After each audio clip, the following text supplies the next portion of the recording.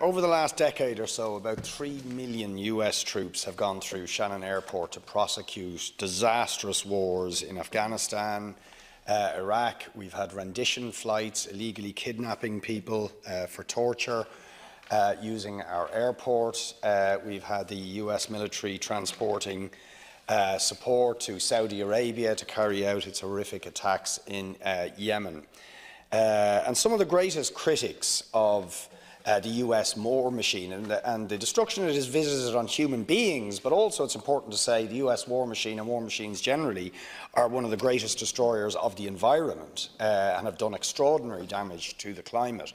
But some of their greatest opponents have been US military veterans, and I'd like to welcome into the Dáil Gallery two US military veterans who served with the paratroopers, the US paratroopers and the Marine Corps, Ken and Tarak Kauff. And they have been essentially imprisoned in Ireland for the last 7 months because they have had their passports taken from them, so they're not allowed to go back to the United States, awaiting trial for a protest at Shannon Airport on St. Patrick's Day of this year. Now, incredibly, they're 77 and 82 respectively, so hardly a danger or threat to anybody. But incredibly, the state prosecutor submitted to the judge who was hearing their case that they were a flight risk.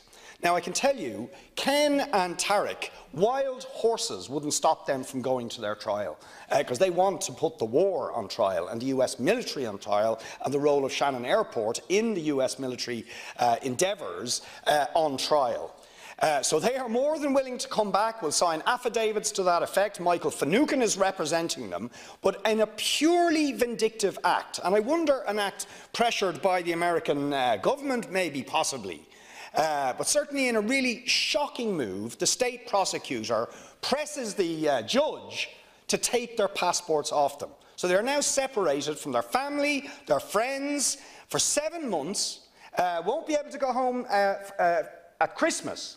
Now, a judge has made that order, but on foot of a submission of the state prosecutor. Now, what I'm asking you, Taoiseach, is, because you have their absolute solemn pledge they will come back for their trial, right? As I said, wild horses wouldn't stop them from attending that trial.